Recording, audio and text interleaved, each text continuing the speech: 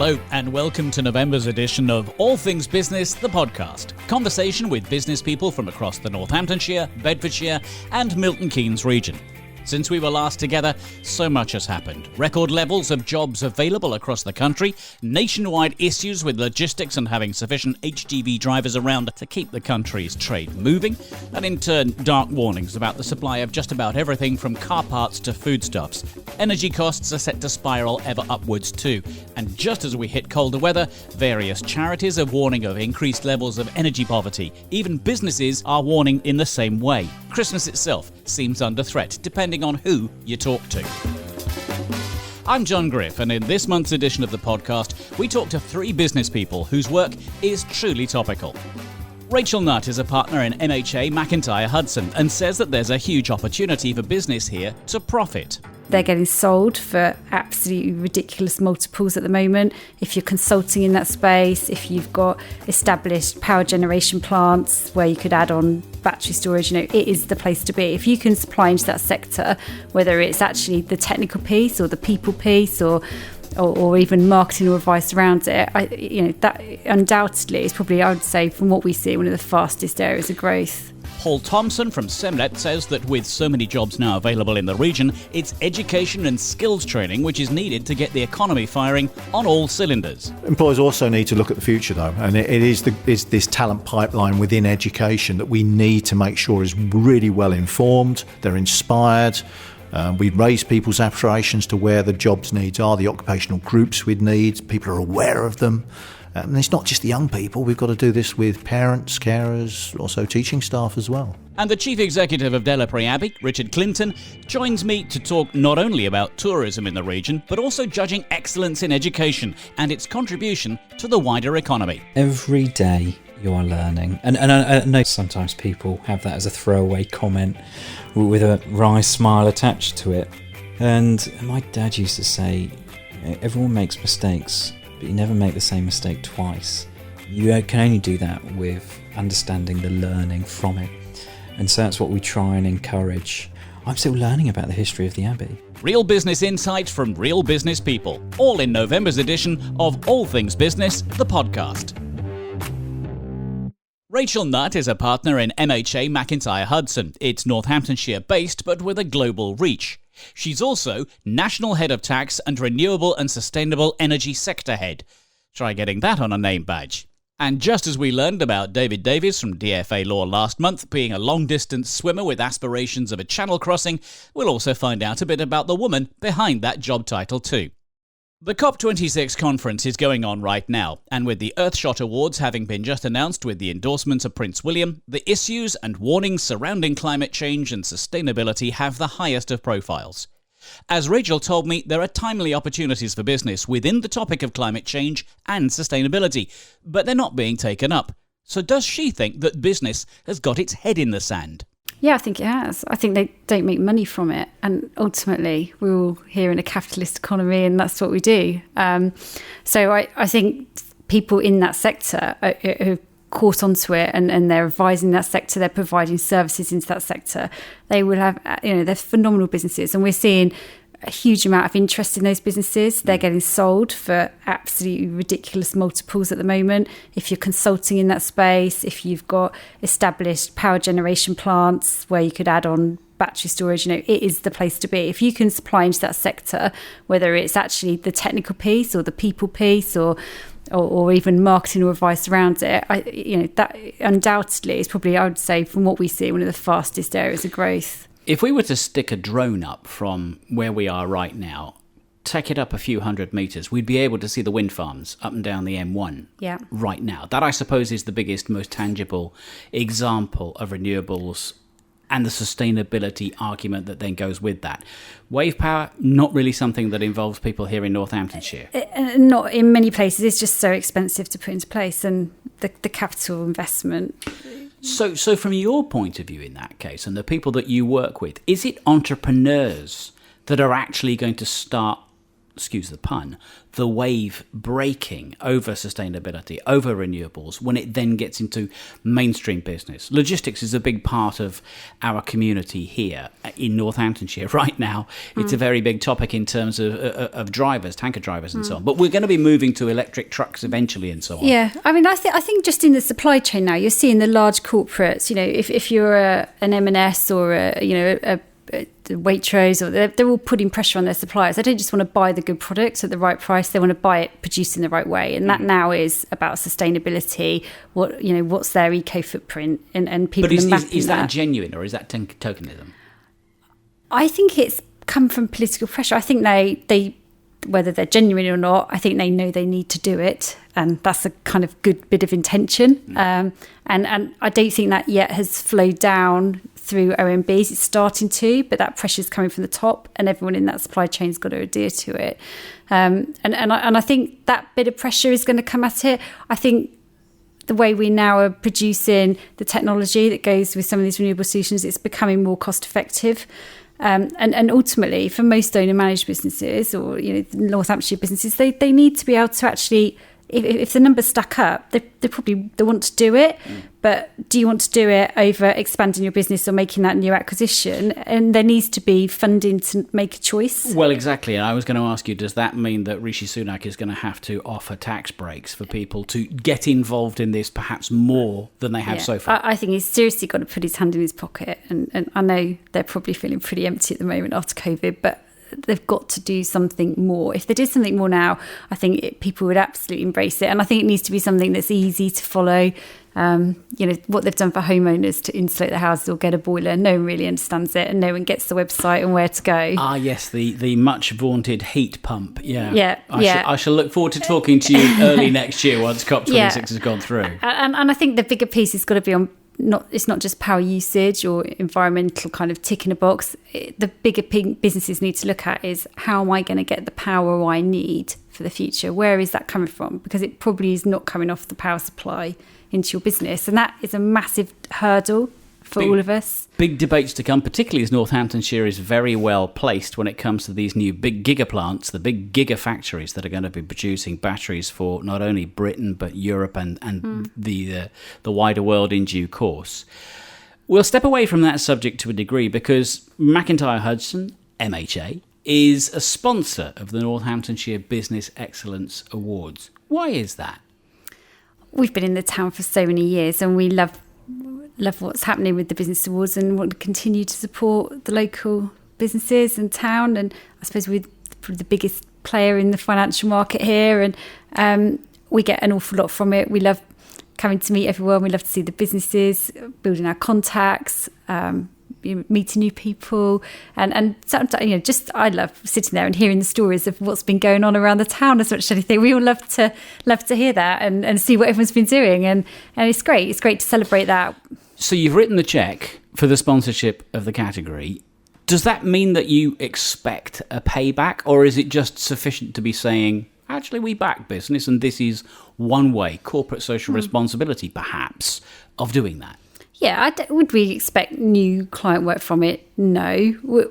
It's absolutely imperative to us that we support the local area, the right people are here to go and help grow our business, and it's a big food chain and we all need to link in together to do that. So I think we get a lot from it, and it's great to celebrate success and the town. If it's good for one of us, it's good for all of us. You are a farmer's wife, aren't you? A part-time one, but that does sound really bad. Part-time farmer, not part-time wife. Yeah, we are. Yeah, when I'm not in my heels at the office, I'm normally in a pair of wellies. The reason I say that, or the reason I bring that up, is that farmers sometimes have to take tough stances. They have to take tough decisions. Sometimes life throws very tough decisions at them. Do you think the economy is looking at some tough decisions in the wake of COVID? We're looking at corporation tax changes, perhaps. We're looking at maybe changes in business rates. There's a lot that's being bandied around Westminster at the moment. It's the SMEs that are going to feel the pain of that in the first instance, aren't they? Yeah, they are. I do think during COVID, the first few months particularly, it was a game of two halves. I had clients ringing me up and the business had never been so good. They were absolutely run off their feet. others where it had gone from brilliant to deadly quiet, and they just didn't know which way to turn. Some late night calls with MDs trying to say, look, you've done all the things you need to do, this is the plan. But what I think it has taught all of us in our own business and others is to say, actually, you drive efficiencies. You can't control the tax rate. You can't control what happens next to COVID, but you can control what goes on in your business. And I think people are being much more proactive in how they manage their margin, how they're on the numbers, how they manage their cash. We've been having some great, and in a way, once people have recovered from the kick in the stomach that I think it's given everybody, that and technology. I mean, technology is bringing in a huge amount of efficiency into a lot of our clients. So there's a takeaway from what you're just saying here, Rachel. It is talk to your accountants sooner rather than later and keep them involved in the discussion if you want to keep on track. Yeah, I think you do need to, but I think it's having a broad strategy as well, embracing the technology. I mean, I think recalibration of our workforce is going to be the biggest challenge we're all facing at the moment. I think we all know people can't be replaced by computers, but the roles that people play in businesses are going to look very different. And I think there are going to be some fairly tough decisions to keep competitive and to keep competitive in a global market. We are going to have to, businesses have got to really control their costs. They've got to look at their margin. They've got to look at how they use people and how they use technology. And even in a growing market or a business that's doing well, to stay ahead or to accelerate beyond the standard norm, they need to be doing sometimes some tough decisions, even if their business is going well. I mean, fortunately, on the whole, I think a lot of businesses in the town at the moment, they might still be trying to put their cash balance back up and pay the bank back, but they're actually, it feels to me as a good buzz about the town. We'll be looking forward to seeing MHA at the Northamptonshire Business Excellence Awards. Rachel, Nutt, for you, heels or wellies? Probably wellies. Probably wellies. You like getting out in the countryside. You're an equestrian as well, I believe. Well, yeah, less so than I used to be, but yeah, 3 horses, bit of dressage. Right, and mucking about with numbers or mucking out stables? Well, in the summer, stables. In the winter, the office. I can see where that came from. Real pleasure to talk to you. I can't wait to talk to you about climate change again before very much longer, because it is going to be on so many people's agendas in the near future. Thanks for talking to me today. Thank you. That's Rachel Nutt from MHA MacIntyre Hudson. Throughout the COP26 conference, the firm is putting up topical daily briefings on its website. The mantra from a former Prime Minister used to be education, education, education. And for trade and commerce, perhaps it still should be so too. Recently, the Institute of Directors cited a lack of specialist skills as holding back not only young people from competing on the jobs market, but also holding back business itself. Paul Thompson is from SEMLEP. So how does he see things? Yeah, I don't entirely agree with that.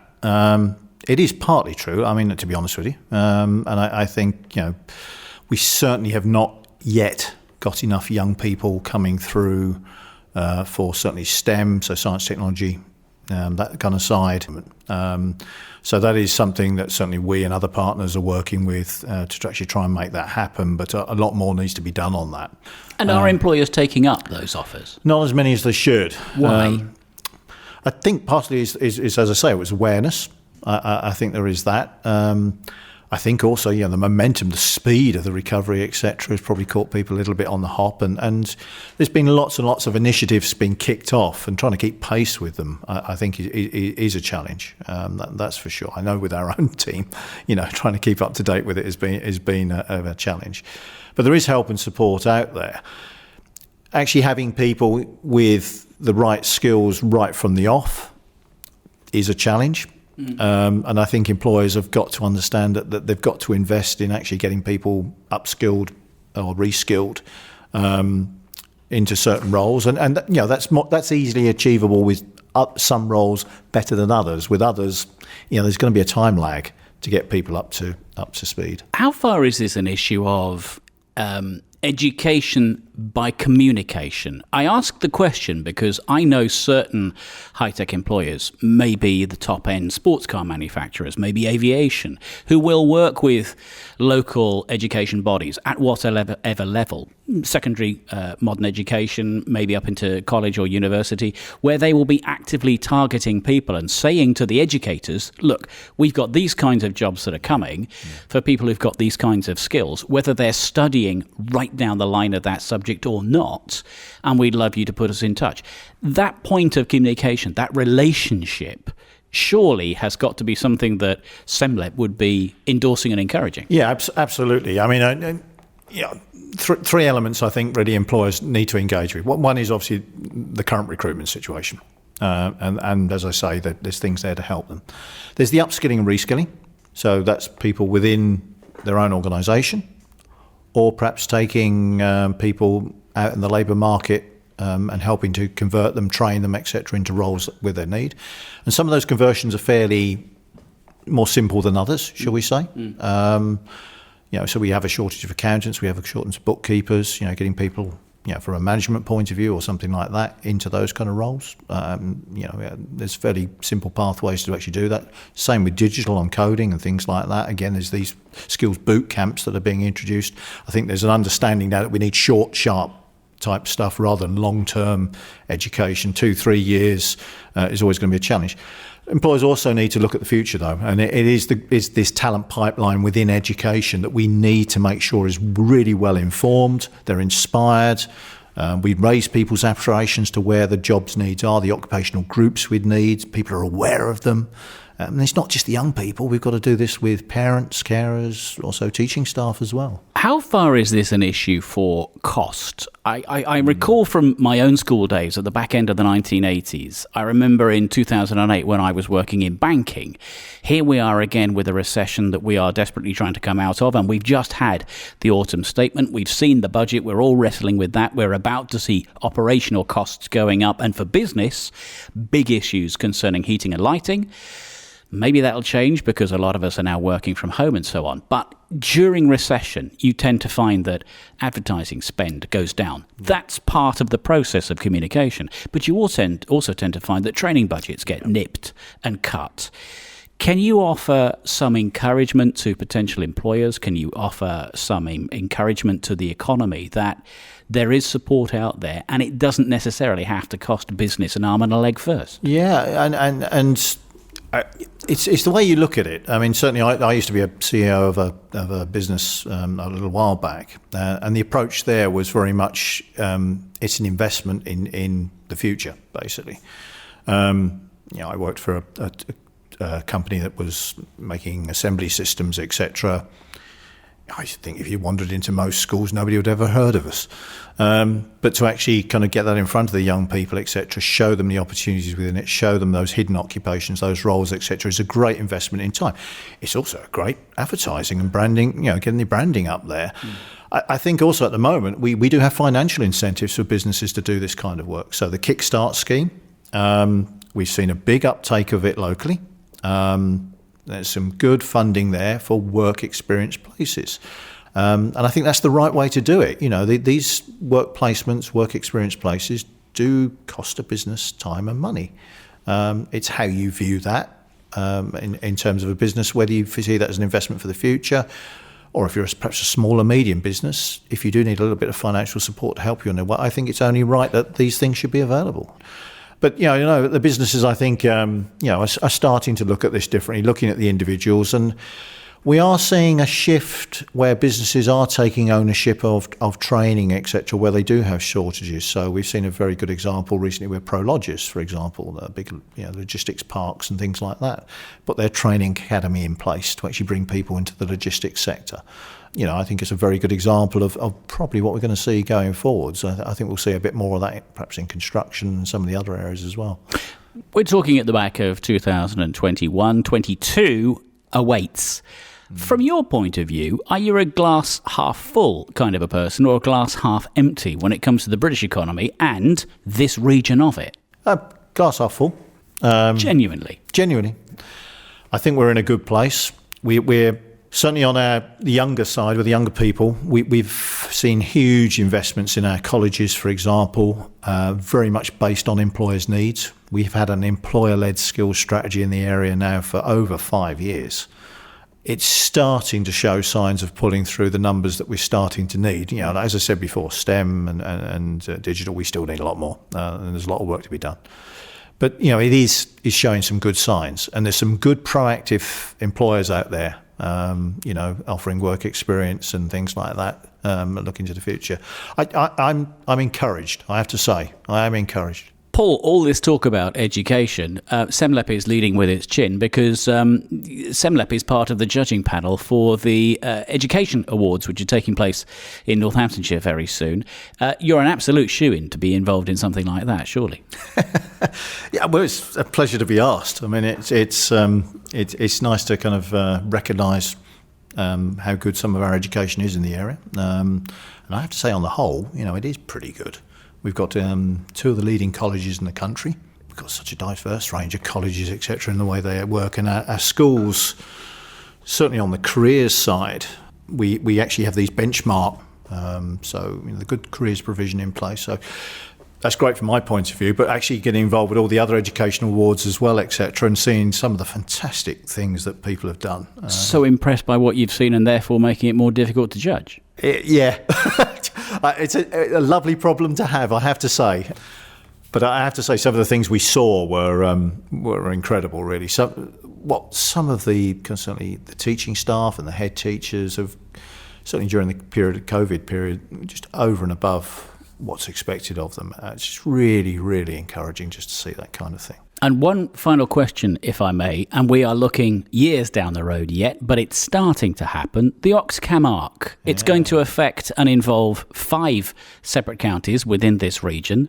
Where do you see that sitting in terms of how education can capitalise and businesses on the back of that? Because, of course, we're going to have Cambridge University, Oxford University, but there are other universities in the area, and there's an enormous catchment area now for people and development.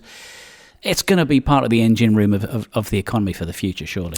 Yeah, and a great brand, isn't it? Oxford Cambridge Arc. I mean, it's very saleable abroad, etc. I can see it pulling in big investment longer term. Again, I'm quite encouraged by this because, I mean, there's some good practice that goes on the Arc. I know certainly of my equivalents in the other kind of local enterprise partnerships and combined authorities.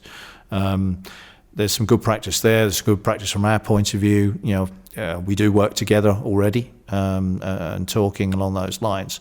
But pulling through some commonality, pulling through some touching on kind of the engagement side, certainly to employers. We're trying to make that simpler and easier and more common across the area. So businesses understand where they need to go and make that first point of contact. There's some fantastic opportunities through the Arc. You know, if we can bring it together, I think it could be really powerful. That's Paul Thompson from SEMLEP. Now, more than ever, companies need to make it clear that they are open for business. All Things Management is a team of creatives connecting their clients with their audiences. Connect now at allthingsmanagement.co.uk. All Things Management, connecting you to your audience. My last guest on this month's edition of All Things Business, the podcast, looks after clients looking at business with perhaps a different kind of view. Richard Clinton is the Chief Executive at Delapre Abbey, a heritage venue very close to Northampton Town Centre and steeped in history. The business is overseen by its own trust, but the property is owned by West Northamptonshire Council and therefore the public who visit it. So who does Richard see himself as being answerable to? I think it puts us in quite an interesting position, and it gives you multiple lenses, you know, as you think about the business strategy moving forward. And so really, I think I see who we're accountable as many people. So we have our hyperlocal community, we have our landlord, which is the local authority of West Northampton Council, we have our trustees, and for me, our volunteers. We're, the organisation and our efforts are supported hugely by a committed team of volunteers in excess of 100. And I always think we're accountable to them, because without them, we can't do what we do. And also the staff team. You know, we're trying to create an enjoyable environment for people to operate and perform in. And so those sort of 5 sets are who I see that we're accountable to.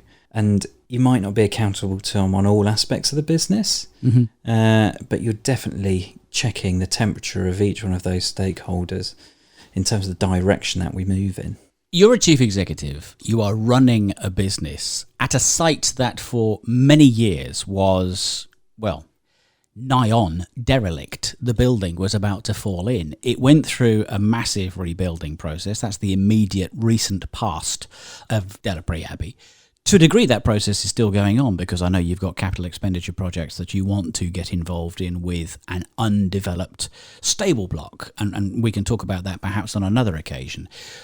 At the same time, being the chief executive and having to think in a business sense for a site that had been so underutilised and frankly ignored, that's made you a new kid on the block for events. So do you sense that you are the new ingenue that people are now using for events, and using because there's a honeymoon period going on that you've now got to capitalise on? I don't consider us the new kids on the block. I think the Abbey has been reopened since 2017 in part, and then fully 2018. And I think as an organisation, it's still within its infancy period, and then COVID's happened. I think what we've got is an incredible asset, and it's about curating the right mix of events.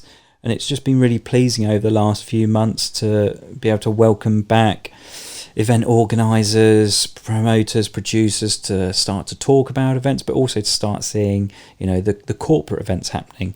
Some of the networking events we're doing, some of the launches, the keynotes. But then what slightly excites me are those more public events that, we're starting to see a real good level of interest in the events that we're putting together for the community, for young families in particular, and we're looking to grow that. We had a brilliant period last year despite COVID of the events that we put on, some in partnership with organisations like the Royal Inn doing it and the Drive-In, and some which had some real good charitable outputs in terms of the work with the Hope Centre and the local food resilience network with the Christmas fair. And actually we the other week launched our Halloween and Christmas events, and predominantly most of them have either sold out or are 75% their way to selling out. And so feels like we've really understood who our core audience is. So you've arrived and you've consolidated the arrival announcements, and now people accept Delapre Abbey as being part of the heritage offer of Northampton, and by extension Northamptonshire, and by extension the UK as well, because in the past you and I have had conversations about Delapre having its place in a national sense as opposed to being just a county sense. That's going to be bringing in a lot when it comes to the economy, when it comes to share of wallet, but it also brings in full-blown tourism to the mix too. I think that national is definitely an aspiration, and I would be lying if I said we've ticked the box locally, we've ticked the box on that county set. There's still so much more to be doing, and the truth is you can never do enough to really reach everyone. What we've now got is an understanding of who engages with us regularly and effectively. When we put on that product offer, it sells well, and so we're looking at how we put that into the rest of our offer. So for our interpretation, our history of the house and those events rather than the community events, I think we've definitely got the options and opportunities to have that national scope. And that storytelling is another way of saying education, and every day is a school day. You're involved in the Northamptonshire Education Awards. In what capacity is it that you're involved?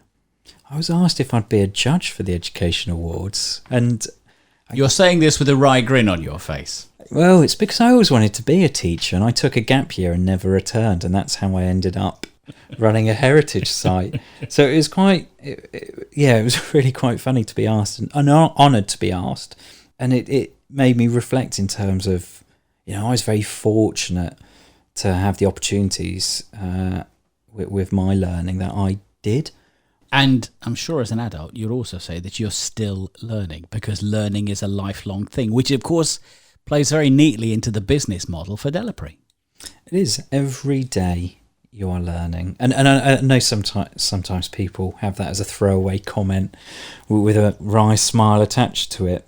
But it's as a small organisation, and an organisation which I think is more of a developing organisation in terms of where I see the staff team, it's about we've got to learn from everything that we do.